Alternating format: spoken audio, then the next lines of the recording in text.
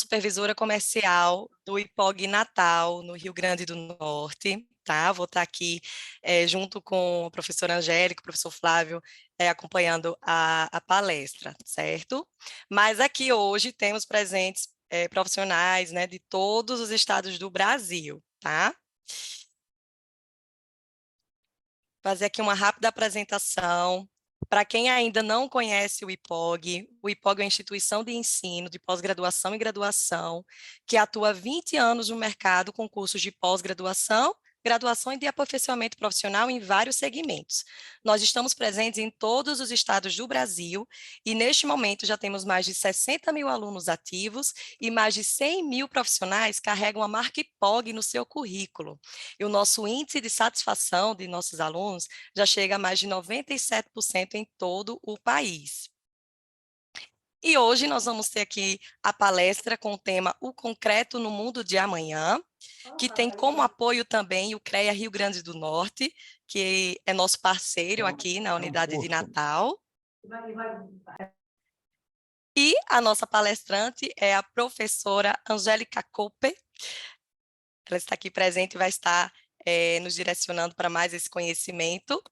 E aqui é mais algumas informações importantes. Esse evento ele terá certificado, ele vai ser enviado por e-mail em até 7 dias úteis após o evento.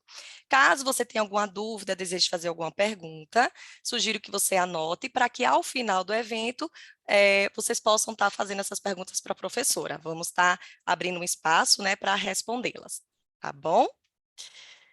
No mais, desejo a todos um bom evento. Passo aqui a palavra para a nossa palestrante, professora Angélica. Seja muito bem-vinda, professora. Muito obrigada, muito obrigada. Agradeço também a possibilidade de estar aqui com vocês, né? Então, podendo ministrar essa palestra, essa aula, essa troca de informações, essa conversa, né, em conjunto entre tantos profissionais que a gente encontra, tá? Fico realmente agradecida pela oportunidade de poder falar um pouquinho mais sobre o concreto, né? Um dos nossos materiais mais utilizados dentro de canteiro de obras, então acho que vai ficar bacana para todos. Não sei se já posso começar o compartilhamento, se alguém quer fazer mais alguma informação, trazer alguma informação. Não, pode começar, professora. Tranquilo, então, vamos lá. Eu separei aqui uma apresentaçãozinha de slides, né? Então, que a gente pode trocar um pouquinho mais de informações, né? Conversar um pouco mais. Deixa eu botar em modo apresentação, abrir o chat, caso alguém queira fazer alguma pergunta, eu vou acompanhando, mas eu vou respondendo as perguntas mais no final, tá? Então, até para dar sequência, e aí depois a gente vai conversando a respeito dos questionamentos de vocês. Então, fiquem bem à vontade para botar suas perguntas ali no chat, tá? Então, a pergunta é o concreto no mundo de amanhã, né? Então, esse é o grande tema da nossa palestra de hoje. Deixo o meu e-mail disponível também, caso queiram trocar um pouco mais de informações comigo, né? Então, eu sempre brinco, caso queiram trocar algumas figurinhas, a gente tem acesso direto para isso, né? Então, eu sempre trago, assim, por que pensar no concreto no mundo de amanhã, pensar as nossas estruturas no dia de amanhã? Hoje, nós trabalhamos dentro de uma indústria da construção civil, e o termo indústria, ele cabe muito bem para essa contextualização. Afinal, o canteiro de obras passa por um conjunto de processos e a gente tem um resultado final, que é a nossa edificação, né? Então, a gente tem um chão de fábrica e a gente tem um produto final. Mas é um setor que, assim como todas as indústrias, tem que passar por um certo processo de evolução. A evolução, ela até acontece, né? Se a gente para pensar, a gente vê muita evolução de materiais, de processos, mas até que ponto a gente consegue colocar essa evolução no mercado realmente? Porque nós somos um mercado um pouco paralisado, né? A gente tem uma certa dificuldade para colocar a tecnologia em prática. Nós somos um pouco ressabiados, vamos até colocar esse termo assim, disponibilizar esse termo, justamente porque a gente passa por processos sempre muito parecidos e a gente vem à base da repetição. Então, o concreto, ele está se encaminhando para onde? É uma realidade nossa ainda ter muita mistura de concreto no canteiro de obras, misturada à enxada, mas aonde eu tenho a qualidade, onde eu tenho todo o processo de controle de materiais, de execução dessa minha estrutura. Por outro lado, eu tenho uma alta tecnologia no desenvolvimento de concretos especiais, concreto de alto desempenho, concreto autoadensável, concreto reforçado com fibras, né, e tantos outros concretos específicos, né, que nós já temos em desenvolvimento, mas essa tecnologia de produto às vezes sofre um pouquinho para entrar dentro do mercado de trabalho, tá? Então nós temos muitos materiais, além desses concretos que eu comentei, em desenvolvimento, um mercado extremamente promissor, mas nós somos predominantemente conservadores com relação a isso. Porque a gente vê muito aquele termo, eu fiz a minha vida inteira dessa forma, vou continuar fazendo, né? Até que ponto esse continuar fazendo da mesma forma é vigente dentro das normas que a gente tem atualizadas, né? Então, cabe a nós, profissionais que estamos realmente no mercado da construção civil, entender esses desafios que a gente encontra entre trazer atualização tecnológica para dentro de um mercado conservador e, da mesma forma, pensar em sustentabilidade, pensar em edificações, né, muito mais duráveis, né? Então, esse é o grande desafio que nós vemos para o concreto da manhã. E o que impulsiona tanto essa questão de novos desafios, novas tecnologias? Principalmente a questão do aumento populacional que a gente vê ao longo dos anos, né? Se a gente para pensar, nós terminamos o ano de 2022 com próximos a 8 bilhões de habitantes do planeta, né? Só que se a gente pensa na forma lógica, nós levamos praticamente uma vida inteira, né? Até 1804, desde antes de Cristo, né? Até 1804 para conseguir colocar 1 bilhão de pessoas no planeta. A partir daí, o segundo bilhão foi alcançado com 124 anos posteriores, né? E aí, desde então, mais 1 bilhão e mais 1 bilhão, foram 32 anos, 15 anos, e desde então a gente está a cada 12 anos colocando 1 bilhão de pessoas dentro do planeta. E o que isso ocasiona? Um aumento populacional traz a questão da necessidade de melhor qualidade de vida, a gente busca cada vez mais a industrialização do sistema como um todo. Nós temos muito mais extração de recursos para a produção de materiais que atendam a toda essa demanda dessa população, né? Então, eu tenho muito mais extração de recursos, muito mais geração de resíduos, também emissões de combustíveis fósseis, principalmente a questão do dióxido de carbono, né?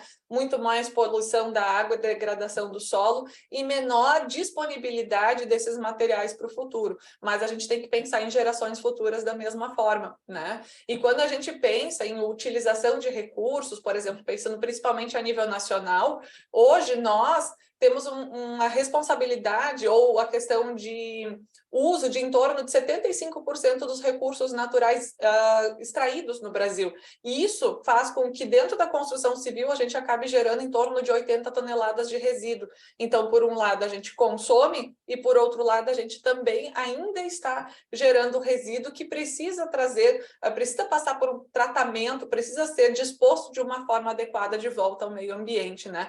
Então, eu tenho uma responsabilidade como profissional na construção em cima disso. E pensando a nível mundial, em torno de 40% das rochas extraídas são utilizadas, são destinadas para a construção civil, em torno de 40% da energia, 25% de madeira, principalmente nos sistemas de formas que a gente acaba utilizando, 17% mais ou menos da produção de plásticos é destinada à construção civil e como também em torno de 16% de toda a água consumida, né? Então, se a gente para observar esses números, são valores impactantes com relação ao setor que a gente desenvolve. Então, quando a gente consegue minimizar ou pensar de uma forma mais sustentável e durável as nossas edificações, a gente passa a reduzir esses recursos. Então, quando a gente fala de concreto propriamente dito, nós temos hoje uma média global de aproximadamente 33 bilhões de toneladas sendo produzidos e consumidos ao longo de um ano, né? Para isso, eu acabo utilizando em torno de 26 bilhões de toneladas de agregado, aproximadamente 3 bilhões de toneladas de água e em torno de 4,1 a 4,4 bilhões de toneladas de cimento. E esse é um fator muito importante para ser pensado, porque a gente tem uma grande quantidade de emissões de dióxido de carbono sendo lançados para a atmosfera no processo de produção do cimento.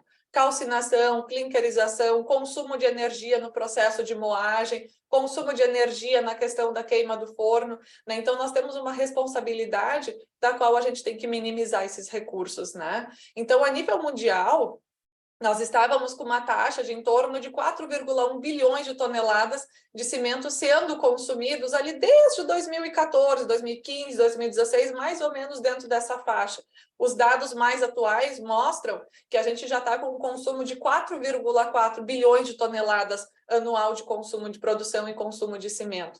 Só que o que a gente observa? Enquanto que a gente teve um aumento de 30 vezes, né, desde a década de 90, do consumo de cimento, a taxa populacional nesse mesmo período aumentou em torno de 3 vezes, né? Então a gente acaba tendo um consumo muito maior do que realmente representa essa taxa populacional. Então, poxa, o mercado, a indústria da construção civil, ela está passando por um processo realmente de industrialização, ela está passando por um processo que requer cuidados também para se pensar no futuro, né? E não podemos esquecer que a produção de cimento, ela é a quarta maior indústria emissora de dióxido de carbono, perde simplesmente para combustíveis fósseis, como, por exemplo, petróleo, carvão, gás natural, né? Então, eu tenho uma responsabilidade muito grande em cima disso. E todas essas emissões de dióxido de carbono da indústria cimenteira, elas são atreladas à produção do clinker, né? Em grande maioria, em torno de 90% aproximadamente, e em torno de 10% está ali no transporte e na energia utilizada dentro do processo. Por mais que esses dados sejam de 2011, eles são trazidos para dentro da atualidade porque a gente acaba vendo a nível mundial esse processo tendo uma certa dificuldade de modernização em alguns países. Outros, a gente já tem um avanço, melhorias nesse processo, né?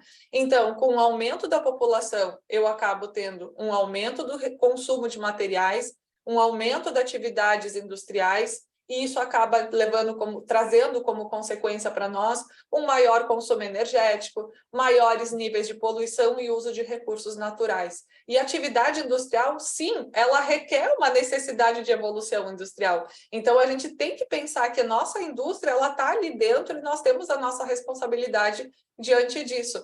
E eu sempre brinco, né, que como um exemplo da evolução industrial, a gente pode botar essa figurinha, né? Só que eu ainda destaco, né? Será que essa imagem ela é realmente uma prova incontestável da evolução tecnológica que a gente vê ao longo dos anos, ou realmente de um aquecimento global? Porque, como consequência, a gente vê a questão do aumento da temperatura, né? Então, hoje a gente está com uma taxa de um aumento de, né, aproximadamente ali de temperatura média da Terra de 14 graus comparado ao que nós tínhamos há 100, 150 anos atrás, que era menor. Então, o aquecimento global, ele está aí, né? Ele está sendo representado, e aí a gente tem que pensar, né, em como minimizar essa parte justamente da produção de cimento, que está atrelada à produção de concreto, que está atrelada ao processo, né, de industrialização da construção civil, criando alternativas, pensando realmente no amanhã, em como trazer isso de melhor forma para as nossas estruturas, com desempenho, com qualidade,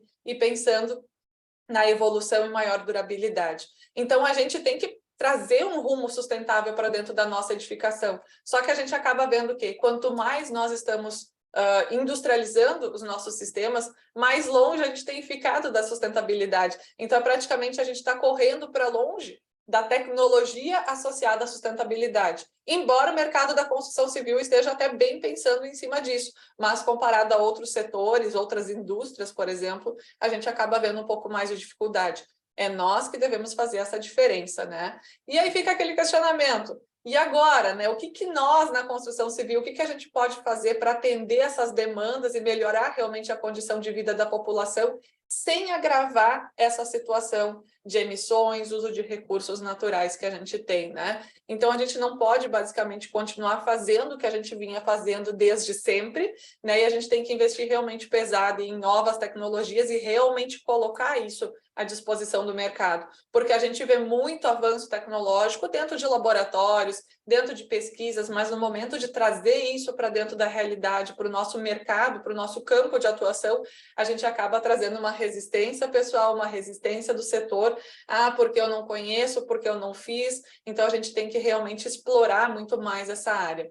Então, quando a gente pensa na construção do futuro, industrialização, indústria 4.0, a gente tem muitas tecnologias promissoras. E, nesse sentido, a gente não pode esquecer que os avanços na melhoria de qualidade de materiais de construção é um dos pontos muito importantes para serem pensados, né? Então, a gente está atuando basicamente em cima disso, pensando quais são os avanços nos materiais de construção civil que a gente pode trazer para o nosso dia a dia, pensando no Brasil, na qualidade do que nós temos. Sempre atendendo requisitos normativos atrelados a 6118, que eu digo que é a nossa norma que rege o sistema de concreto armado, mas também a 15575, que é a norma que estabelece os requisitos de desempenho de todos os sistemas construtivos.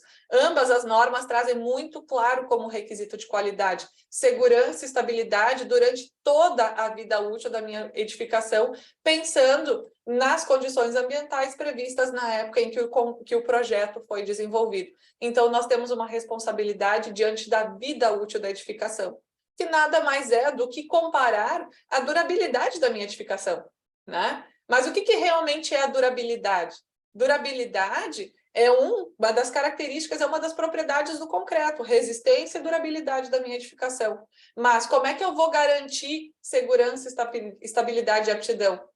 Pensando na questão da inovação tecnológica, trazendo um conjunto de informações, uma conscientização, uma boa formação de um profissional, seja através de estudos próprios, através de especializações, MBAs, capacitações de profissionais, tanto, né, da construção, como os seus necessários, né, serventes, pedreiros, ajudantes que a gente vê dentro do canteiro de obras, pensando sempre num bom planejamento da minha edificação, do meu projeto, otimização de projetos, fazendo uso de ferramentas específicas, né? Então, buscando minimizar problemas no processo de execução, fazendo bom uso dos materiais, né? Então, uso de materiais ambientalmente corretos, pensando sempre em aços, em estruturas, né? Pensando no concreto, materiais de revestimento que sejam mais sustentáveis, verificando quantidades, verificação, certificação de materiais, ou seja, sempre buscando a interdisciplinaridade entre conteúdos, né, fazendo uma transferência de tecnologias. Muito se avança na construção civil por base em outras áreas, seja medicina, seja odontológica, seja veterinária, seja geologia, né, por mais estranho que isso possa parecer, a gente traz muito da tecnologia de outras áreas para dentro da construção e vice-versa, né? A gente busca, a gente fornece também informações para outra área nesse sentido, né? Mas e no concreto? Né? O que a gente pode pensar, o que a gente pode estabelecer, então, né, atrelado justamente a essa inovação tecnológica, pensando nesse conjunto de fatores que podem trazer a questão do desenvolvimento dentro das nossas indústrias, né? Então, a gente acaba vendo que o concreto é um material durável, né? Ele é um material compatível com o meio ambiente, quando a gente para pensar na sustentabilidade, porque ele tem a capacidade de ser reciclável ou de ser reciclado, né? Ele é um bom incorporador de rejeitos, né? A gente escuta muito aquela frase, o concreto aceita tudo. Na verdade, não aceita exatamente tudo, mas a gente consegue diluir muitos materiais numa matriz, né, de concreto, usando, né, nas matrizes cimentantes. A gente confina materiais perigosos, então é um material de alta qualidade que traz essas propriedades de conseguir suportar ações de agressividade, né? A gente consegue capturar, sequestrar ou reter dióxido de carbono através, por exemplo, do processo de carbonatação. Então, a gente acaba ganhando em vários pontos com a utilização de concreto. Então, por que deixar de utilizar esse material? Não é essa a ideia, né? Nós viemos de uma cultura de trabalhar com concreto armado e acho que a gente vai continuar, né, ao longo dos anos partindo para cima disso. E o concreto, bom, né, não é novidade para ninguém que concreto é brita, areia, aglomerante, né, o nosso cimento, água, aditivos e adições. Mas o que realmente faz hoje o avanço tecnológico está justamente na utilização desses aditivos e adições, que permite que a gente consiga dar ao concreto doses homeopáticas de vitaminas para melhorar propriedades que aquele concreto convencional não tinha. É trazer muito mais plasticidade, muito mais resistência, reduzir reduzir permeabilidade, né? Então, agregar propriedades de autorregeneração, por exemplo. Então, tudo isso a gente consegue principalmente com o uso de aditivos e adições minerais ou materiais cimentícios suplementares, né? Então, uma boa dosagem atendendo esses requisitos técnicos, né, são necessários realmente para que a gente consiga ter um material de qualidade. E como eu comentei, o concreto tem como característica principal resistência e durabilidade para atender a vida útil e garantir a estabilidade e segurança da nossa edificação. A resistência, por sua vez, depende do tipo de cimento, do tipo e granulometria do agregado que eu estou usando, da cura do concreto. Por mais simples que ela seja, ela é muito importante para que realmente eu consiga determinar as propriedades finais. Se eu não faço cura, resistência e durabilidade passam a ser reduzidas e automaticamente não atendendo às especificações de projeto. Idade do concreto influencia, relação água-cimento também. A durabilidade, ela é justamente aquela capacidade que aquele meu concreto tem de suportar processos de deterioração. É a capacidade que ele tem de conseguir suportar uma ação de gelo e degelo, conseguir suportar a ação de uma reação álcali agregado, álcali-sílica, é o processo que ele consegue suportar a ação de corrosão de armadura. Então, está muito atrelado à questão da permeabilidade. Ou seja, para eu conseguir ter resistência e durabilidade da minha edificação, a relação água-cimento é um fator determinante, tá? Porque quanto mais água eu tenho no meu concreto, mais vazios, menor a resistência. Quanto mais vazios, menor a durabilidade, porque maior a permeabilidade. Mais fácil os agentes agressivos conseguem percolar por entre a minha estrutura concretada, né? Então, a relação água-cimento ela é extremamente importante, essencial, para que nós temos realmente materiais concretos com propriedades adequadas conforme o nosso projeto, conforme a gente necessita. Mas, por que resistência e durabilidade, né? A resistência mecânica, né, o concreto tem a capacidade de suportar carregamentos, resistência à compressão. A resistência à tração, ela se dá através do aço. Por isso que a gente trabalha com um sistema de conjunto de concreto mais aço, concreto armado. A durabilidade está atrelada ao concreto em proteger aquela minha armadura, fazer com que ela se mantenha passivada dentro de um concreto com pH alcalino, né, com pH em torno de 12,5, 13, variando mais ou menos dentro dessa ordem, e isso faz com que o meu aço esteja protegido com relação à corrosão de armadura. Isso é um ponto importante para a gente poder pensar, tá? Então, os concretos, tanto os convencionais, os concretos especiais, eles são produzidos com os mesmos materiais, cimentos, areias, britas, aditivos, adições, água, né? Então, esses concretos que saem um pouco desse nosso tradicional são justamente aqueles concretos especiais que buscam atender uma deficiência que o meu concreto convencional não tem. Essa deficiência pode ser química, física, biológica, autorregeneração, plasticidade, trabalhabilidade, né? Um concreto mais leve, um concreto mais pesado. Então, a gente parte dos mesmos materiais, às vezes eliminando alguns desses materiais. Por exemplo, eu quero projetar um concreto de ultra alto desempenho, eu vou eliminar a fração graúda, eu vou eliminar a brita. Eu quero um concreto drenante, muitas vezes a gente acaba eliminando a fração de finos, né? Por exemplo, areia, para que eu consiga realmente poder ter a propriedade de drenagem com esse material produzido. Então, a gente trabalha com os mesmos materiais, ou seja, a gente tem eles em disponibilidade para a produção desses concretos, atendendo às nossas necessidades. Mas a realidade, hoje, grande parte da realidade nacional trabalha com esse tipo de concreto virado, né, de uma maneira simples e fácil em canteiro de obras. E, gente, vocês encontram até link no YouTube, né? Então, vocês conseguem facilmente encontrar formas de como produzir esse concreto, né? E olha, uma grande quantidade de visualizações. Quando a gente para pensar na formação de profissionais, hoje a gente está ali em torno de 400 mil profissionais de engenheiros civis na construção do Brasil, em torno de 190, 200 mil arquitetos, se eu não me engano, são dados do Confea e do CAL, né, os que eu andei atualizando mais recentemente. É um número muito significativo ainda de visualizações, seja de um mercado informal e muitas vezes até mesmo de um mercado formal, buscando esse tipo de informação na internet. Só que produção de concreto não é receita de bolo que tu pega na internet e tenta reproduzir em casa. Quantas vezes a gente faz aquele bolo que não fica bom, que não fica saboroso, que fica seco? O concreto vai acontecer a mesma coisa, mas a gente parte para esse tipo de realidade. E onde é que está a relação água-cimento nesse tipo de concreto? Qual o controle? Lembra que é um fator importantíssimo para resistência e durabilidade? Mas como é que eu estou cuidando aqui? Com balde, como é que eu vou ter esse controle, né? Automaticamente eu acabo tendo um material prejudicial com relação à durabilidade, eu tenho muito mais necessidade de manutenção na minha estrutura, ou, por outro lado, eu acabo tendo um custo desnecessário no processo de elaboração da minha edificação. E não é isso que o nosso cliente quer também, né? Então, a gente tem que pensar muito em cima disso sempre quando a gente está pensando na realidade daquele concreto misturado à enxada em canteiro de obras.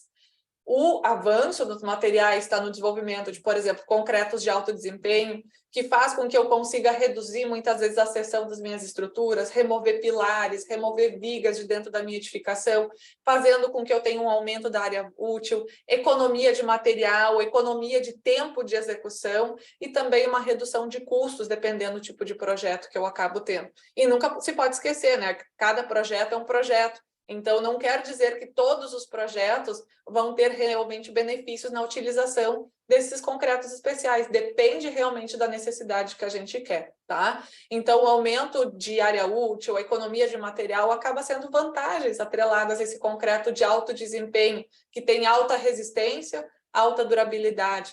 Né? Então, o que a gente vê, por exemplo, de utilização desses concretos, pensando em nível nacional, né? Hoje a gente não pode esquecer dos nossos recordes, né? Então, o Yacht House em Balneário Camboriú, Santa Catarina, construído pela construtora Pascoaloto, né? Então, uma edificação que está sendo entregue agora, nos próximos 2 meses, já foram tirados os tapumes, está ali na fase, né, de acabamento dos acabamentos para entrega para o cliente, né? Então, uma edificação que ali consumiu em torno de 90 mil metros cúbicos de concreto, entre concretos de 50 MPa, concretos de 80 MPa utilizados para edificação, numa região litorânea que necessita de uma alta durabilidade.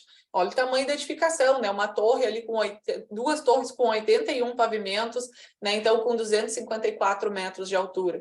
Na mesma cidade, a gente acaba indo para outros recordes, né? Então o Trump Tower, uma torre então ali com aproximadamente 509 metros de altura, já aceita o projeto pela prefeitura, né, com terreno, já trabalhando ali com movimentação de terras, né? Então o nosso recorde é a maior edificação, vai ser a maior edificação com uso explicitamente residencial de concreto armado, né? Um recorde mundial nas estruturas de concreto armado. Também vai trabalhar com esses concretos especiais em função da agressividade do meio, da característica da obra. Então, a gente traz esse material para dentro dessas nossas edificações. Claro que um concreto de alto desempenho, quanto maior a edificação, mais fácil ver a utilização desses concretos. Mas isso não quer dizer que no meu projeto da minha residência eu não possa ter a utilização desses materiais, né? E pensando, né, que mesmo de Balneário Camboriú, trago novamente o exemplo, né? Então aqui a gente vê o Yacht House, o Trump Tower, né? Então de uma forma para que a gente consiga, né, ver essa diferença, né, de edificação, como isso realmente chama atenção.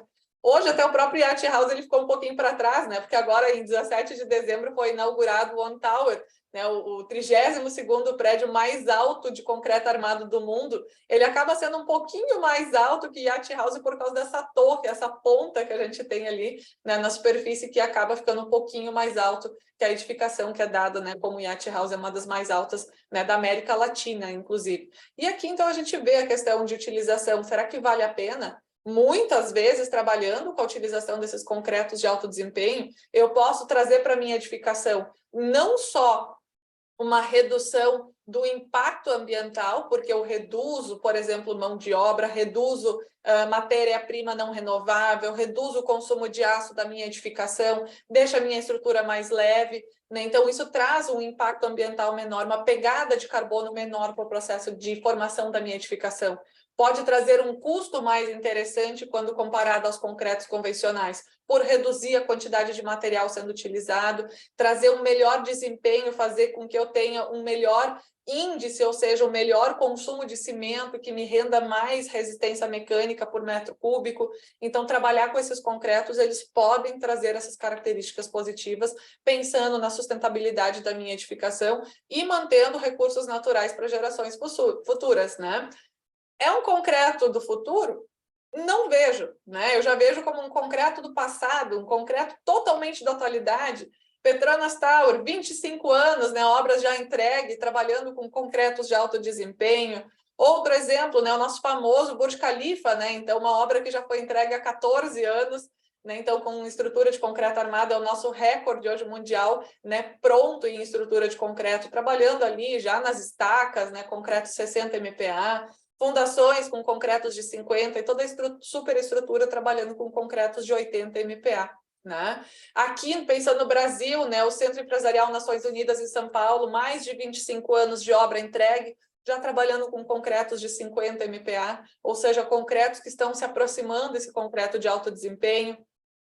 Superior Tribunal de Justiça, Brasília, né, então uma obra entregue, né, agora faz 28 anos, né, um pouquinho mais de 25 anos, já trabalhando com concretos de 60 MPa, mostrando a importância da arquitetura dentro da construção civil, né, trazendo essa necessidade de um efeito arquitetônico muito mais importante. Então, exploramos materiais para desenvolvimento dessas estruturas, para realmente atender o projeto arquitetônico, né? Em São Paulo, e Tower, na Vila Olímpica, né? Então, um edifício de 18 anos já, é uma edificação que traz uma característica bem interessante, um desafio que foi dado na época para o mercado da construção brasileira, né? O que a gente consegue desenvolver de resistência de concreto, pensando no caos de São Paulo, né? Então, essa obra contou lá nos pilares do subsolo com uma resistência de 155 MPa com 63 dias, né? Quando a resistência de projeto era de 80 MPa. Então, se colocou um desafio ali, quem quiser saber um pouquinho mais a respeito, pode dar uma procurada,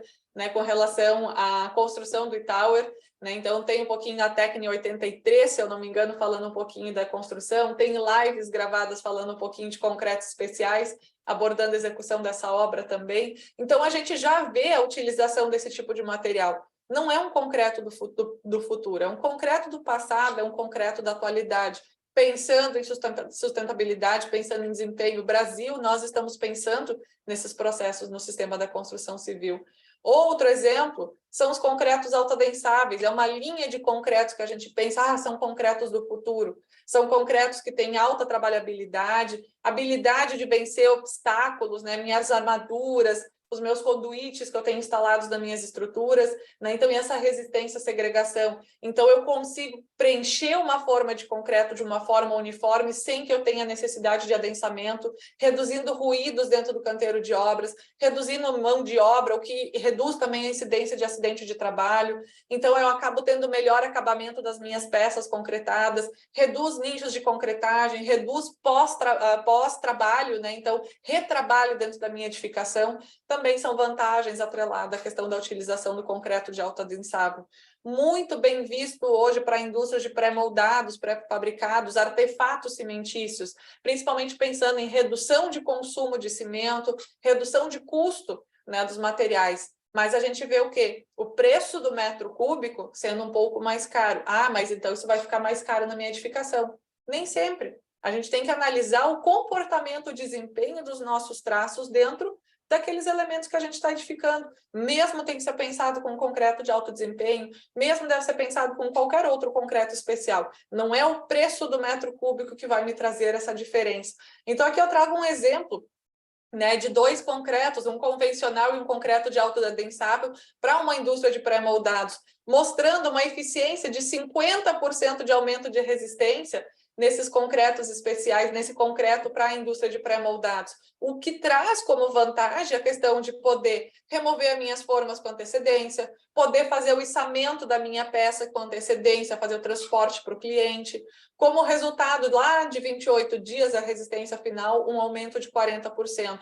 Então, trabalhar com esse concreto dentro de uma indústria pré-moldados pode trazer um melhor consumo de cimento para a questão do desempenho, né? Então, que a gente usa um termo chamado KPI, né? Um indicador, um melhor indicador para os concretos que a gente usa. Então, aqui no exemplo, no concreto convencional que a indústria utilizava, eu tinha o quê? Um consumo de 9,2 quilos de cimento por metro cúbico para atingir 1 MPa aos 28 dias, com um traço otimizado, pensando em empacotamento de grãos, pensando em sustentabilidade. eu trago um consumo de 6,2 quilos de cimento por MPA para 28 dias para alcançar um MPA. Então, isso me traz um índice muito interessante para dentro do meu material. Isso traz uma questão de redução de materiais não renováveis, redução de emissões de dióxido de carbono no processo de fabricação do cimento. Quanto menos cimento, mais interessante isso se torna, né? Então, eu posso reduzir o consumo de cimento, isso vai trazer melhorias para sustentabilidade dentro da edificação.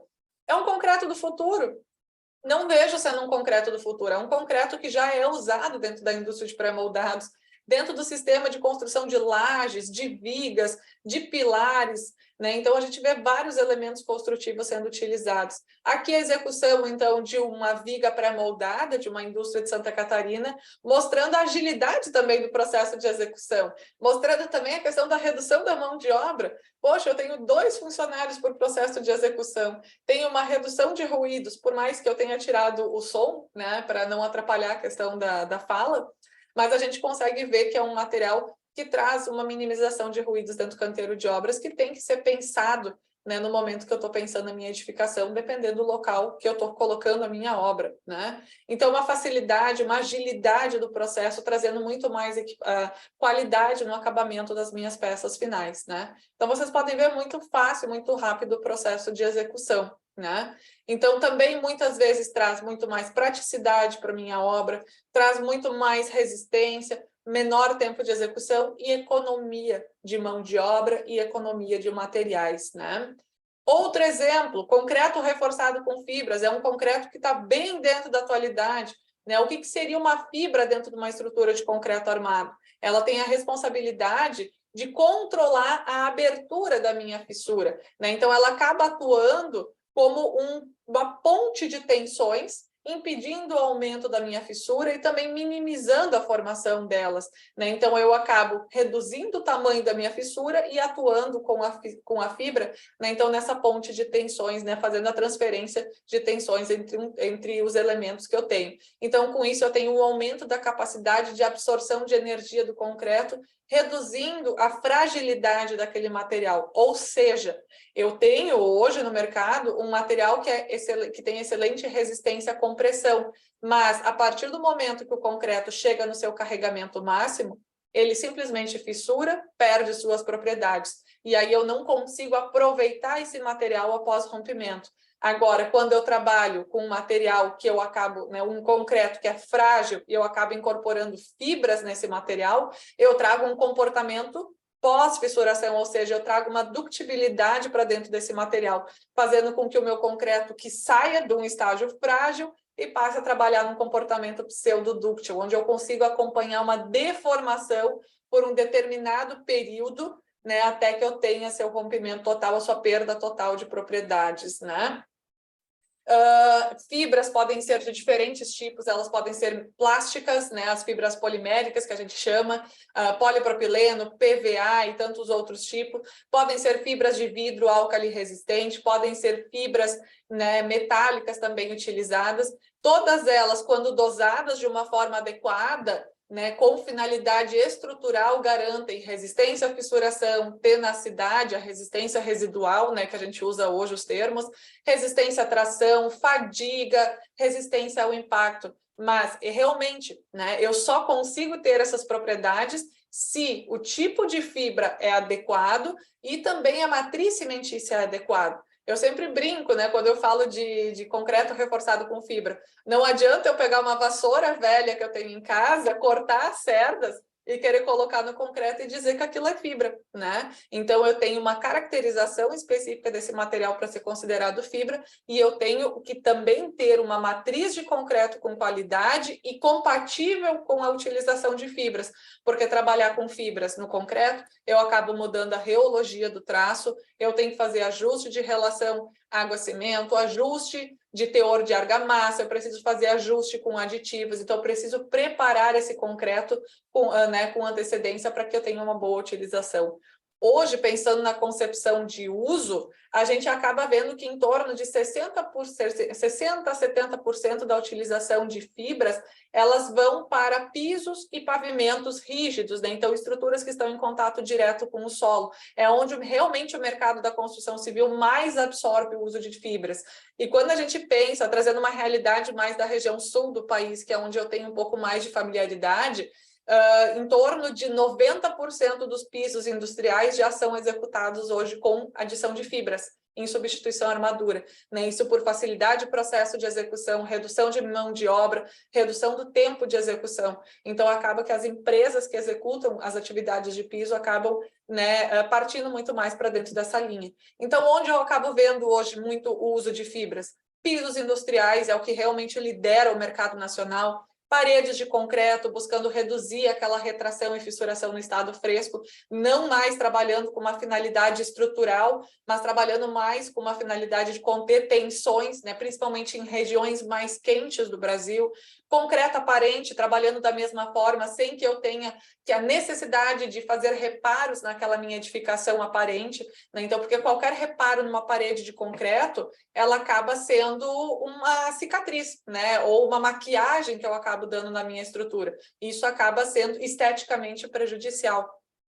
Concreto projetado, né? Então, estabilização de taludes, né? Então, também utilizado para outras edificações, túneis, piscinas com formas diferentes, por exemplo, a gente pode atrelar a utilização desses concretos projetados. Rodovias e pistas de aeroportos também acabam trabalhando muito similar aos pisos industriais. Tubos de concreto reforçados com fibras, né, substituição de armadura, trazendo muito mais resistência para os tubos, concreto balístico, concreto de ultra alto desempenho. Então, faz com que esses são os materiais, os elementos construtivos, né, ou as etapas construtivas que a gente acaba mais trazendo esse uso, né, de concreto reforçado com fibra. Temos hoje tecnologia, normas técnicas que nos induzem ao desenvolvimento de estruturas de concreto reforçado com fibras, porém ainda é muito complexo, dentro da realidade que nós temos hoje, produzir vigas, lajes, pilares com fibras, né, concretos com fibras, mas a gente pode daqui a pouco trabalhar com essas fibras de uma forma a reduzir a quantidade de estribos dentro da minha edificação, isso pode minimizar, pode reduzir o peso da minha edificação também, né? Então, lá partindo para as normas, né, de concreto reforçado com fibras, né, falando de ensaios, falando de como projetar, fazendo com que essas minhas estruturas tenham muito mais resistência, muito mais durabilidade, reduzindo a necessidade de manutenção e minimizando também a utilização de recursos naturais, né? Dentro da mesma linha desses concretos especiais que estão, né, sendo pensados para o futuro e que são realmente a realidade do futuro, a gente vê os concretos de ultra alto desempenho, então que são concretos desenvolvidos buscando atrelar um concreto de alto desempenho. Ele também é, ao mesmo tempo, um concreto autoadensável e também é um concreto reforçado com fibras, né? Então, é um concreto onde eu removo o agregado graúdo da minha estrutura, trabalho simplesmente com finos, por isso também conhecido como CPR, concreto de pós-reativos, pós-finos, né? Então, com isso, eu consigo ter um aumento da homogeneidade da minha matriz, reduzindo, eliminando, na verdade, a zona de transição do agregado pasta, que é a zona mais fragilizada hoje dentro das nossas, dentro da matriz de concreto, que acaba levando à perda de resistência. Eu trago um aumento da compacidade, reduzindo muito a questão de vazios que eu tenho da minha estrutura, o que aumenta muito a questão da durabilidade da minha edificação, né? Mas esses concretos de ultra alto desempenho, 150, 200 MPa de resistência à compressão, são materiais específicos para o futuro? Na verdade, não. Nós já temos a passarela de Seul na Coreia, né? Então, uma edificação que tem um vão livre muito grande, com espessuras de estruturas muito menores do que as estruturas de concreto armado convencional. O pedágio, né? A cobertura do pedágio do viaduto de Millau, na França, também trazendo a utilização desses concretos de alto desempenho. E pensando em Brasil, nós temos, inclusive no Brasil, né, a questão de métodos de dosagem de concreto de alto desempenho muito bem elaborados, né? Eles começaram a ser desenvolvidos através desses concretos balísticos, justamente porque em celas de presídio eu não posso ter armaduras, né? Porque qualquer pedaço, barra de aço pode ser uma arma, né, dentro de um presídio. Então, trabalhando muito esses concretos para utilização em presídios, né, então também reduzindo o efeito spalling, o efeito, né, de quebra da minha edificação no momento que eu tenho impacto com um projétil. Foi também elaborado, né, inclusive apresentado numa Concrete Show alguns anos atrás, né, então as casas produzidas com concreto de ultra alto desempenho, com resistências mecânicas ali na ordem de 130 MPa, e elementos, né, totalmente desenvolvidos em fábrica e transportados e montados em canteiro de obra. Eu brinco que é como se fosse uma produção em Lego, né? Então está construindo a tua edificação de forma com Lego e peças desmoldadas em 6 horas. Isso traz muita agilidade para o sistema executivo dentro das nossas obras, né? Então, dependendo do perfil de construção, isso pode se tornar interessante. Claro que esse processo aqui dessa casa, ela é um protótipo, ela ainda não está em desenvolvimento no mercado, mas mostrando as possibilidades de utilização desses concretos. Hoje, o que nós temos disponíveis no Brasil realmente é a questão desses cobogós, né? Então, são esses elementos artísticos, esses elementos arquitetônicos muito mais interessantes, trazendo muito mais vida para a minha edificação, sendo, né, desenvolvidos, então, com esse concreto de ultra alto desempenho, ou seja, elementos com uma área muito menor, ou seja, trabalhando com muito mais beleza, vamos dizer dessa forma, né? Então, sendo comercializados ali com valores um pouco mais altos, né? Então, com valores de 500 a 800 reais, né, o metro quadrado, isso aqui pela empresa que comercializa esses materiais, mas, né, isso vem muito em função do custo da produção desses materiais, mas que podem se tornar atrativos em determinado momento, podem ser muito necessários e atender necessidades de algumas obras em específicos, não só através desse efeito arquitetônico, daqui a pouco até mesmo para um efeito mais estrutural. Hoje também vemos uma linha de concretos autorregenerantes, autocicatrizantes, capacidades de recompor fissuras, né? Então, capacidade não só de recompor fisicamente, mas também mecanicamente, autorregeneração, e não estão trazendo novamente as propriedades que o concreto tinha perdido com a fissuração, né? Então, esses concretos, eles já são estudados no Brasil, são muito, muito indicados, né, esses aditivos autorregenerantes, autocicatrizantes, para estações de tratamento de esgoto, estações de captação de água, estruturas de fundações, estruturas que estejam em contato direto com umidade, né? Então, por exemplo, caixas da água também, então são indicações de uso muito interessante. A gente vê a utilização desses tipos de concretos em estruturas brasileiras até um pouco mais interessantes, né? Como a cobertura fluida do Museu de Arte do Rio de Janeiro, né? O famoso MAR, nosso museu, né? Então, trazendo essa cobertura com esses concretos autocicatrizantes, né? Então, trabalhando com aditivos específicos que têm a capacidade de recompor as fissuras. Outro exemplo é o Museu de Imagem e Som, né? Então, também trazendo essa arquitetura muito mais interessante, com capacidade de autorregeneração em ambientes de agressividade mais elevada, né? Então, fazendo com que a vida útil da edificação ela se torne, né, maior em função dessa capacidade de autocicatrização, reduzindo a permeabilidade desses agentes agressivos do meio. Então, esses concretos especiais, eles podem ser de diferentes formas, diferentes modelos, né? Então, alto desempenho, autoadensável, com fibras, concretos leves, concretos pesados, produzidos com agregados específicos, autocicatrizantes, autorregenerantes, concretos coloridos, mas a gente também pode ter concretos de alto módulo de elasticidade, com baixo consumo de cimento, autolimpantes sendo produzidos com dióxido de titânio, né? Os hidrofóbicos impedindo a subida de água por capilaridade, luminescentes, utilizando materiais que têm capacidade de absorver energia e transformar em luminosidade, concretos permeáveis, então trazendo muito mais a questão da permeabilidade das cidades, concreto translúcido feitos por fibras óticas, né? Então permitem a passagem de luminosidade através de uma parede, né? Então muito mais pensado por um fator estético, né, do que propriamente estrutural, mas existe uma gama muito grande de possibilidades de materiais que trazem também essa sustentabilidade para dentro da minha edificação, né?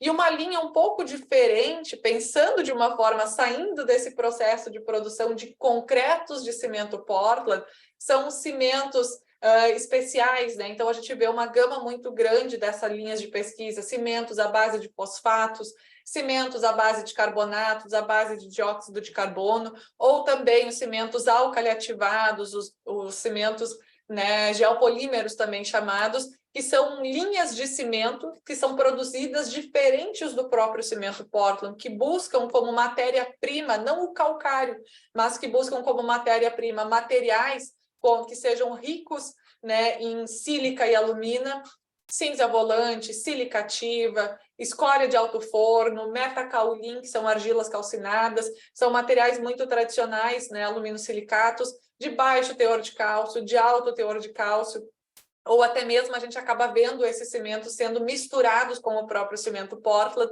trazendo misturas híbridas. Então, a gente vê possibilidades de construção da edificação usando cimentos especiais, né? Usando cimentos diferentes, buscando uma linha muito mais tecnológica, com redução de pegada de carbono, emissão de dióxido de carbono, né? Então, a gente vê esses cimentos, todos esses que eu citei, sendo desenvolvidos, buscando reduzir a quantidade. Alguém compartilhou a sua tela, perdão, deixa eu compartilhar novamente a minha. Acredito que está tudo ok, agora sim. Então, são cimentos que buscam reduzir o consumo de cimento Portland que nós temos hoje disponíveis no mercado. Porque quanto mais cimento Portland eu consumo, mais emissões de dióxido de carbono em função do processo de produção do cimento. Lembra? É o quarto maior emissor de dióxido de carbono, perdendo só para os combustíveis fósseis. Então, essas linhas de pesquisa acabam se tornando bem interessantes. Eu, particularmente, tenho um carinho muito grande em cima dessa linha de pesquisa, foi o tema da minha tese de doutorado, né? Então, eu acabo atuando um pouquinho dentro dessa linha específica. Mas também não é um material do futuro. Os geopolímeros, os cimentos alcaliativados, são cimentos do passado, já são utilizados em estruturas lá na década de 50, em Bruxelas, né? Então, estruturas que hoje estão intactas, né? A gente até brinca que essa linha, né, de concretos geopoliméricos, eles são uma evolução do famoso concreto romano, né? Então, eles buscam a mesma linha tendência de ativação, né, de cinzas vulcânicas, como foi no caso do concreto romano. No meu caso da minha tese de doutorado, trabalhando com rochas vulcânicas também, né? Então, uma linha muito similar, que traz essa característica de alta resistências mecânicas, que possibilita edificações com durabilidade também, né? Aqui, então, pensando um pouco mais na realidade brasileira, né? Então, o que a gente vê de geopolímeros? Não temos ainda a questão de edificações, né, utilizando cimentos geopoliméricos, né, então saindo daquele sistema do tradicional, mas a gente tem a produção de blocos, né, então essa aqui é uma linha de blocos ainda não estruturais, né, porque foi uma primeira leva de blocos moldados, mas sendo produzidos sem cimento Portland, unicamente utilizando esses cimentos geopoliméricos e como precursor um vidro vulcânico, né, então da região mais sul do país, né? Então, como é que eu vou definir um concreto da minha edificação pensando em características positivas, pensando em sustentabilidade, pensando em durabilidade? Eu preciso ter uma boa interpretação do projeto que eu quero, eu preciso identificar os prazos, porque eles são muito importantes para que eu defina que tipo de material eu vou utilizar. Eu preciso ver se eu tenho uma central de concreto que tem disponibilidade de me fornecer o produto que eu preciso, ou eu vou fazer isso no meu canteiro de obras. Se eu for fazer no meu canteiro de obras, eu preciso treinar o meu pessoal. Eu tenho que fazer seleção de materiais, pensando principalmente na aquisição desses materiais, né? Então, frete, né? Trazendo de outras regiões. Isso está muito englobado na questão do meu prazo da edificação e também a questão de treinamento de mão de obra disponível. São fatores muito importantes, né? Na execução, eu preciso pensar muito em fiscalização, né? Pensar num bom controle tecnológico dos materiais, né? Porque eu não consigo utilizar um concreto especial sem que eu tenha um bom treinamento da minha equipe de execução. Então, esses concretos especiais, eles não são tão melhores que o concreto convencional. Depende exatamente do que eu preciso dentro do meu projeto, mas eu consigo muito trazer sustentabilidade e melhorar o meu projeto, reduzindo o consumo de materiais, né, buscando um pouco mais a sustentabilidade da minha edificação, trabalhando com essa linha de concretos especiais, né? Sempre atendendo resistência, desempenho, durabilidade da minha edificação, protegendo o meu aço com relação a problemas de corrosão de armadura, né? Então problemas que podem levar, né, a corrosão, né, desplacamento de concreto, carbonatação, então sempre buscando, né, materiais que tenham minimização desses problemas, né? Um exemplo básico, né, corrosão de armadura. O que acontece através de uma carbonatação, né? Então a carbonatação é um exemplo de deterioração das minhas estruturas. Eu acabo fazendo com que o dióxido de carbono penetre pelos poros naturais que eu tenho dentro do meu concreto, e esse dióxido de carbono acaba reagindo com o hidróxido de cálcio, que é um produto de hidratação do meu cimento, né? Então, que está ali atrelado ao desenvolvimento da minha estrutura, ele já existe. A carbonatação é um processo natural que acontece em toda edificação que tem como base o cimento Portland. Só que, como consequência, eu acabo tendo redução do meu pH da edificação. Automaticamente, a redução do pH, eu tenho uma despassivação da minha armadura, eu deixo elas muito mais expostas, fazendo com que a vida útil possa ser reduzida. Então, o que acontece com o meu aço quando ele passa a estar desprotegido? Eu tenho o aço passa por aquele processo, eu quero voltar para a minha formação original. Então, eu tenho inicialmente uma expansão, né, onde eu tenho a formação de produtos ali de corrosão, né, e automaticamente isso vai levar ao desplacamento do concreto. É um problema recorrente que a gente acaba tendo, né, nas nossas edificações de concreto armado, né? E se não existisse o problema de corrosão? Eu até trago isso como um questionamento, né? O problema da edificação, esses problemas que acontecem, como, por exemplo, com carbonatação, mas e se eu não tivesse o problema com a corrosão? E aí, quando a gente começa a trabalhar com uma outra tecnologia, né? Trabalhando com vergalhões de fibra de vidro, eu não tenho mais aço na minha edificação. Aonde a carbonatação se tornaria um problema?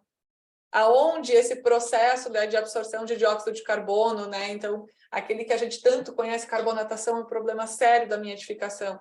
E se eu não tivesse mais o aço dentro da minha edificação, né? Já temos obras no Brasil. A primeira edificação foi uma obra residencial de em torno de 320 metros quadrados, né, em Alberto Luz, Abelardo Luz, em Santa Catarina, trazendo o uso dos vergalhões de fibra de vidro, né, então trazendo esse material para dentro da edificação em substituição à armadura. E o tal do concreto geotêxtil, né? Então é um material, essa trama têxtil com aspecto têxtil sendo produzido, então com uma rede de polímeros, fibras de carbono, trazendo alta resistência mecânica e resina epóxi. Estou tirando o meu aço. E se eu não tivesse mais dentro da minha estrutura de concreto um material que levasse à corrosão, o meu concreto poderia ser pensado de uma forma diferente? E essas propriedades que sempre estão sendo vistas, resistência, durabilidade, redução de permeabilidade da minha edificação, aqui eu já não tenho mais a corrosão de armadura. Até que ponto isso se tornaria um problema, né? Esse material, inclusive, ele está sendo muito utilizado para reparo de estruturas, né? E o nome concreto têxtil, ele se dá justamente por essa característica, né, dessa malha, essa trama parecer com material têxtil, né? Um tecido, propriamente dito, né? Então, eu tenho redução do peso da edificação, porque eu consigo reduzir a seção da minha edificação, né? Eu não tenho mais necessidade de cobrimento de armadura, porque eu não tenho mais armadura dentro da minha edificação, né? Então, isso reduz o peso da edificação. Economia de material. Será que eu tenho redução de emissões? Não sei. Não sei até que ponto os polímeros utilizados para o processo de produção dessa trama acabam emitindo dióxido de carbono, porque a gente não pode esquecer que eu também tenho processo de produção ali, né? Mas, aparentemente, pelos estudos, né, sendo vistos, a gente tem uma redução de emissões também nesse ponto.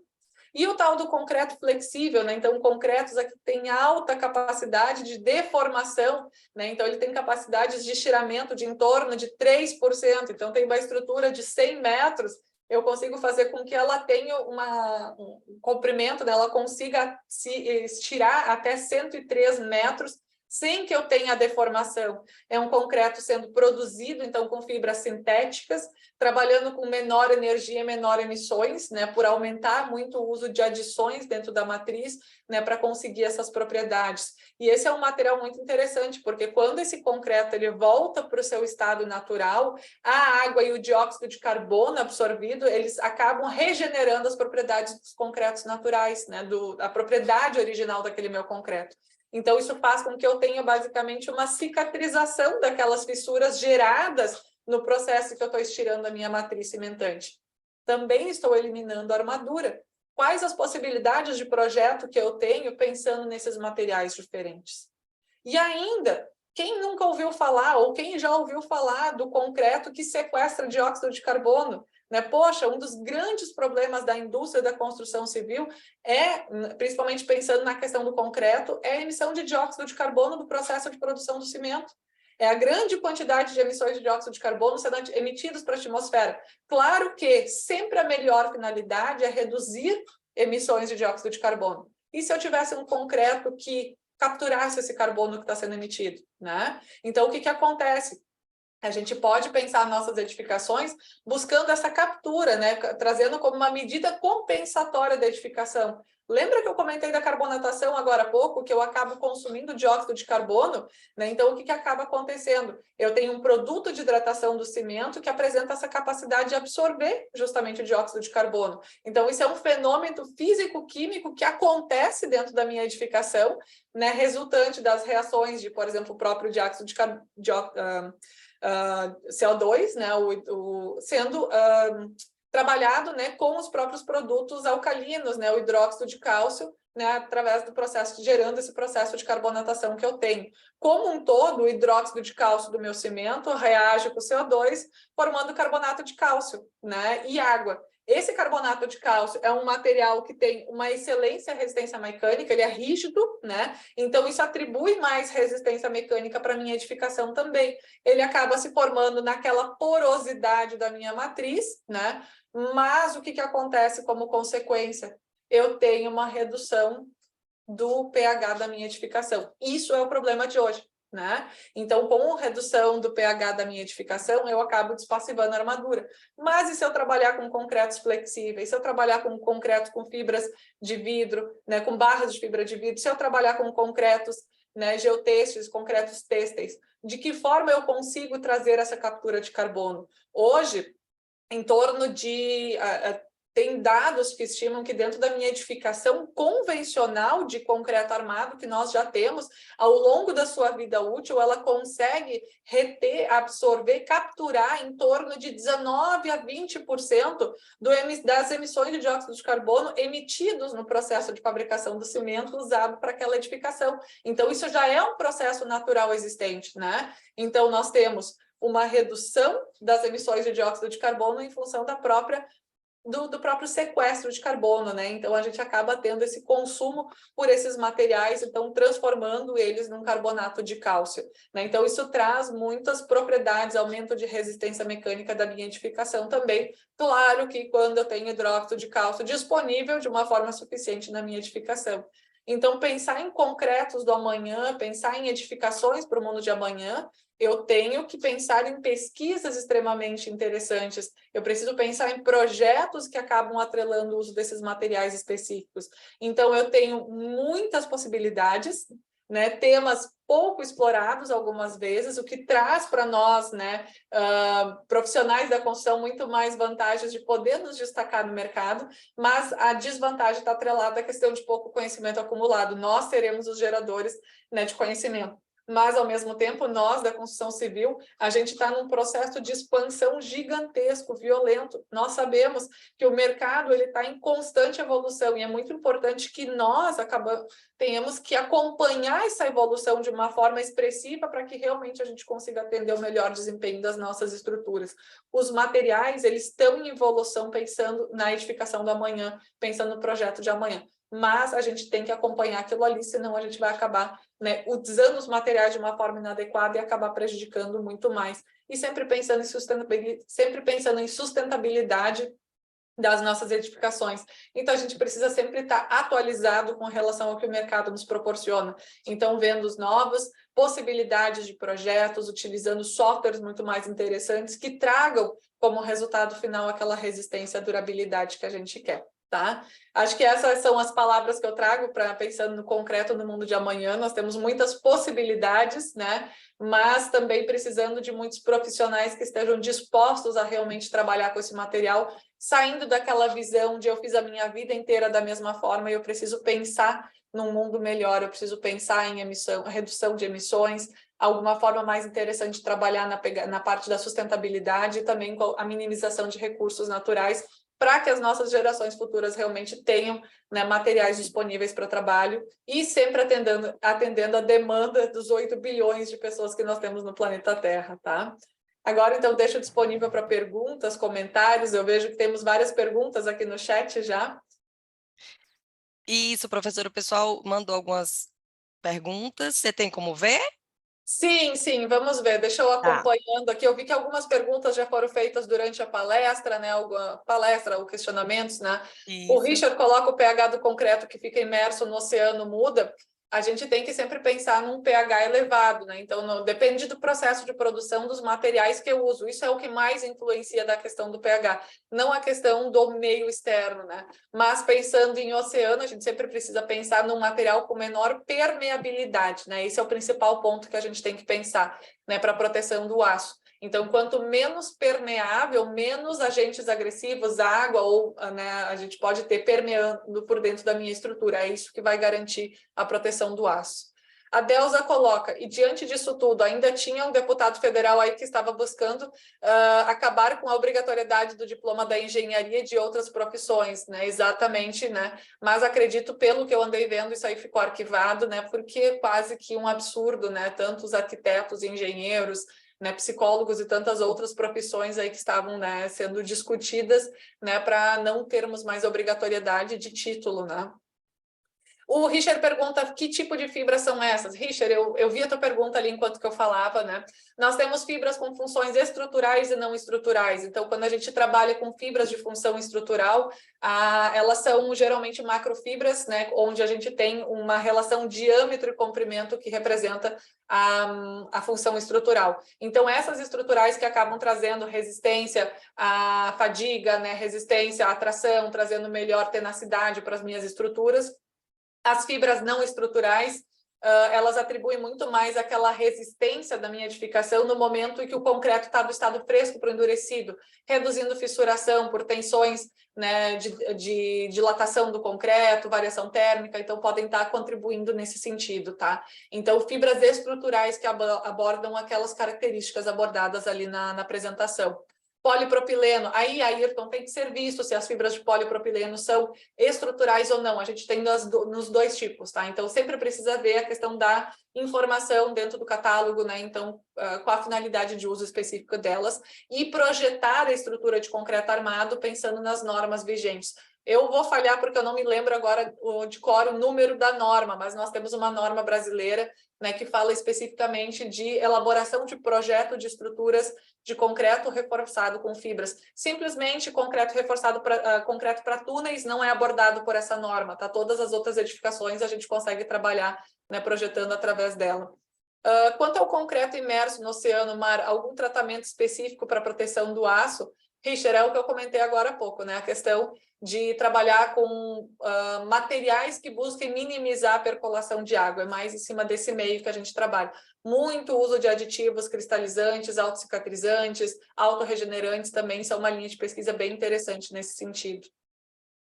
No caso de radier, poderíamos usar fibras em substituição à armadura, por exemplo, em bases para equipamentos de indústria, por exemplo? Igor, é uma pergunta bem interessante. Hoje, o grande problema que a gente tem é que, dependendo das estruturas, a gente tem pontos mais tracionados, mais tensionados, né? Então, por isso que a gente acaba colocando as armaduras num posicionamento específico, a gente determina o posicionamento dessas armaduras.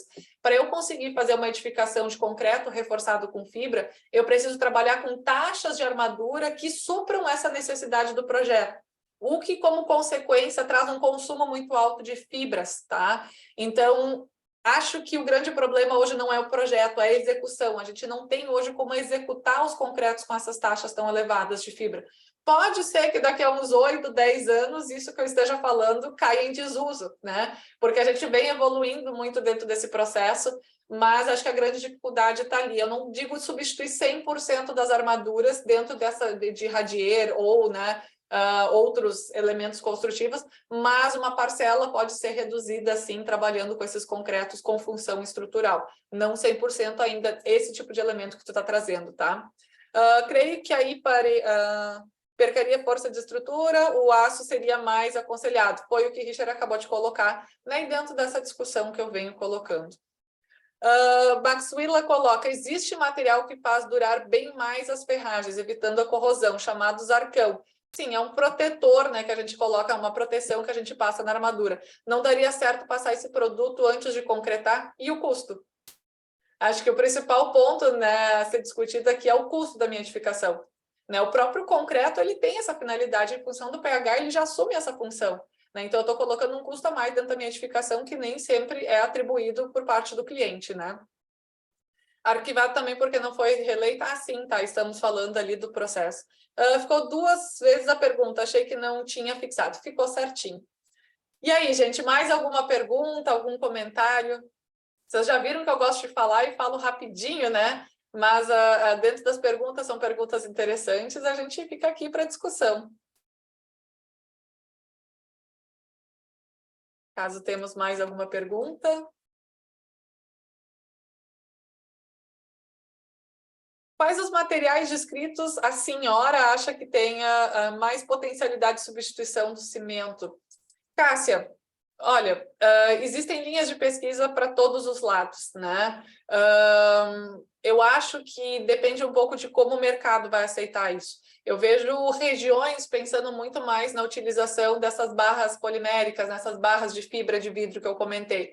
Mas as pesquisas elas têm que ser muito bem feitas, porque por mais que esses materiais tenham excelente resistência à tração, eles trazem um ponto negativo, que é a questão do módulo de elasticidade do material, né? Então a gente acaba vendo um pouquinho prejudicial no outro sentido. Então a edificação tem que ser muito bem pensada, pensando nos pontos positivos e negativos. A questão da contextualização, vamos supor, dentro da minha linha de pesquisa que eu trabalho muito, que são os cimentos geopoliméricos, né? Trazendo já essa inovação tecnológica.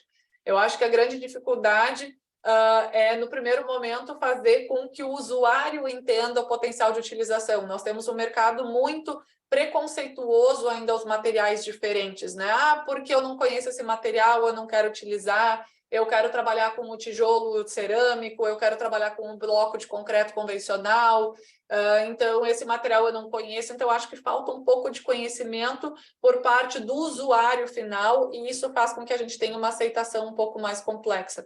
E por outro ponto, eu vejo a questão da dificuldade de aceitação também dos profissionais da construção. Eles acham, muitas vezes a gente vê o pessoal achando, eu já tenho isso disponível, vou trabalhar sempre com isso, né? Quando, na verdade, somos exatamente nós que temos que pensar em processos diferentes, em materiais diferentes, né? Então, e como trazer aquilo ali? Claro que o como utilizar é a questão de treinamento de equipe, mão de obra, né? Então, acho que ali vai ser um pouquinho mais complicado, justamente porque a nossa equipe é uma mão de obra de baixa qualidade, não especializada. Então, a gente vai ter que tratar um pouquinho em cima daquilo ali para que a gente tenha realmente materiais em grande potencial para ser utilizado na construção civil, não só pensando no próprio cimento ali, que foi o questionamento, né? Acho que é um ponto importante para ser pensado, né? O cimento, no caso, a massa já pré-pronta, o tipo de bisnaga, o que pensar sobre, são os cimentos... as argamassas poliméricas, nesse sentido, o Reicher que tu comenta, né, que a gente vê muita questão das argamassas poliméricas, né, em desenvolvimento, né, e sendo utilizado em substituição à argamassa de cimento Portland. É uma argamassa muito boa, né, um tema que foge um pouquinho dentro do que foi explanado, né, de estruturas de concreto, até porque ele tem outra finalidade, mas é um material que traz também grandes benefícios, também muito pela redução da quantidade de material em canteiro de obras. Então, é muito mais fácil de ser utilizado, reduz tempo de execução, porque eu não preciso preparar esse material. Então, basta que a gente dê uma boa lida na parte técnica, entenda trabalhar, saiba trabalhar de uma forma eficiente, colocando os filetes de uma forma adequada, e não vai ter problema. E eu gosto dessa parte das bisnagas, né, de usando esses materiais poliméricos, mas eles têm que ser trabalhados de forma adequada, né? O que é utilizado para assentar tijolo, exatamente, né? Que são essas argamassas poliméricas que eu coloquei, né?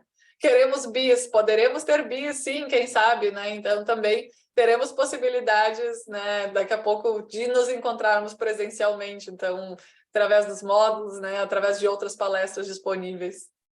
Mais perguntas? Nínive, acho que fica contigo. Ótimo, professora. O professor Flávio deseja falar algo, trazer alguma novidade? Sim, pessoal. Então, a gente agradece a professora Angélica pela disponibilidade do tempo dela, excelente palestra para a gente aí. Apenas a palestra dela é apenas parte do conteúdo da disciplina que ela ministra, tá, pessoal? Então, tem muito mais detalhes aí, muito mais exercícios, práticas e tudo mais que ela apresenta nas nossas aulas, né? Nós estamos com a turma presencial aí do nosso MBA, para começar em Natal, né? A turma presencial é a partir de março, né? Tá, o primeiro módulo. Isso! Então, a Nini pode esclarecer mais detalhes a respeito disso. Sim, pessoal, bem rapidinho mesmo, para quem deseja se aprofundar nesse assunto, quem ainda não conhece o MBA do IPOG, nós temos o MBA de Projeto, Dimensionamento e Modelagem de Estruturas e Fundações, e aqui em Natal está com turma prevista para começar dia 3 de março. É um curso de 18 módulos, com 432 horas, e as aulas são apenas em um final de semana por mês presencial, e a professora Angélica faz parte do nosso corpo docente, assim como muitos outros profissionais de outros estados, e o professor Flávio Zola é um dos nossos coordenadores, né, referência aí nessa área também, tá? Então, quem desejar saber mais informações, procure a unidade do IPOG mais próximo de você, também tem a opção do curso no formato online ao vivo, mas aqui em Natal, quem está buscando presencial, estamos formando turma, então é só buscar aqui o nosso contato, tem o nosso telefone, o WhatsApp e as redes sociais, estamos à inteira disposição de todos vocês, tá bom? E claro, né, quem não é de Natal, procure as unidades mais próximas, né? Então, tá fazendo Exatamente. né, Exatamente, para buscar se tem o presencial, né, também nas unidades e outros estados, ou quem sabe também a opção do remoto, né, que vai abordar também assuntos. Eu agradeço a todos, né, pela presença, agradeço demais a professora Angélica por ter aceitado aqui nosso convite, ter trazido esse conteúdo riquíssimo, estou vendo que todo mundo adorou, o professor Flávio, que está aqui sempre também nos apoiando, né, já são várias turmas aqui, coordenada por ele, sempre nos apoiando, ajudando demais. Agradecer ao CREA também pelo apoio aqui do Rio Grande do Norte, um grande parceiro aqui nosso, e a todos vocês que disponibilizaram esse tempo, né, de conhecimento, né, dedicando aqui, todo mundo trabalha hoje, né, e ainda parou aqui um tempinho para ouvir um pouco desse assunto. E é isso, quem desejar se aprofundar, tem como, tem bis no nosso MBA também. E a gente vai convidando sempre vocês para a palestra, né, que sempre que for surgindo, pessoal. Uma boa noite a todos. Conte com a gente. Tenha uma boa semana. Isso Boa aí, noite, muito pessoal. Até obrigado. março, então. Nos veremos Isso. aí. Se Deus quiser. Vamos que Exatamente. vamos. Richard, entra em contato aí com o pessoal para conseguir saber os pré-requisitos para o curso que a gente está disponível, tá? Obrigada, gente. Obrigada pela oportunidade também de poder falar um pouquinho, né, a respeito do material que a gente tanto usa nas nossas edificações e a gente se encontra por aí. Quem sabe presencialmente, né? Espero todos. Isso. Isso. Muito em breve.